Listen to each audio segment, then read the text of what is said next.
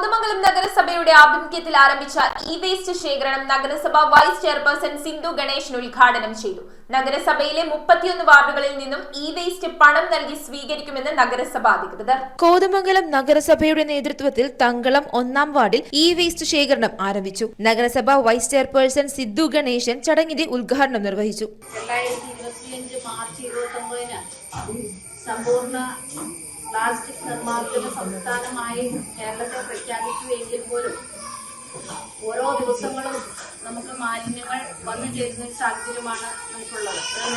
ഉടനെ അത് നിർത്തലാക്കാനായിട്ട് പൂർണ്ണമായും പരിഹരിച്ചു പോകാനായിട്ട് നമുക്ക് സാധിക്കില്ല. അത് ഘട്ടം ഘട്ടമായിട്ട് മാത്രമേ അതിന് നമുക്ക് നിർമ്മാർജ്ജനം ചെയ്യാനായിട്ട് സാധിക്കുകയുള്ളൂ. നമ്മൾ ഓരോ വർഷവും വർഷത്തിൽ 2 പ്രാവശ്യം നമ്മൾ പ്ലാസ്റ്റിക് മാലിന്യങ്ങളോടൊപ്പം തന്നെ തുണിത്തരങ്ങള്, ചെരുപ്പുകള്, ബാഗുകൾ അടക്കം നമ്മൾ ഓരോ ഡ്രൈവായിട്ട് നമ്മൾ എടുത്തുകൊണ്ടിരിക്കുന്ന ഒരു സാഹചര്യത്തിലാണ് സംസ്ഥാന ഗവൺമെന്റിന്റെ പുതിയൊരു നിർദ്ദേശം, ഈ മാലിന്യം ശേഖരിക്കുക എന്നുള്ളൊരു നിർദ്ദേശം നമുക്ക് ലഭിച്ചിട്ടുള്ളത്.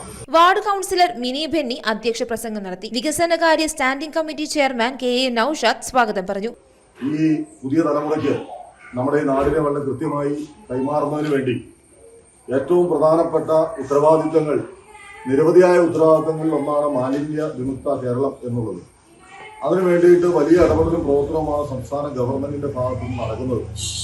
ആ നടക്കുന്നതോടൊപ്പമാണ് കോതമംഗലം നഗരസഭ ഇന്നിപ്പോ നിങ്ങൾ ഇവിടെ ഈ മാലിന്യവുമായി ബന്ധപ്പെട്ടുകൊണ്ട് അതിന്റെ ശേഖരണം എന്നുള്ള നിലയ്ക്ക് നമ്മളിവിടെ ഈ പരിപാടി സംഘടിപ്പിച്ചിട്ടുള്ളത്. കൂടാതെ കൌൺസിലർമാരായ സിജോ വർഗീസ്, എൽദോസ് പോൾ, JHIമാരായ Sajeev M Kumar, TK Bindu Ramachandran, Asha, anganwadi teacher Subitha Madhu തുടങ്ങിയവർ സംസാരിച്ചു. കോതമംഗലം നഗരസഭയിലെ 31 വാർഡുകളിൽ ഇ വേസ്റ്റ് പണം നൽകി സ്വീകരിക്കുമെന്ന് നഗരസഭ അധികൃതർ അറിയിച്ചു. News bureau, Kothamangalam.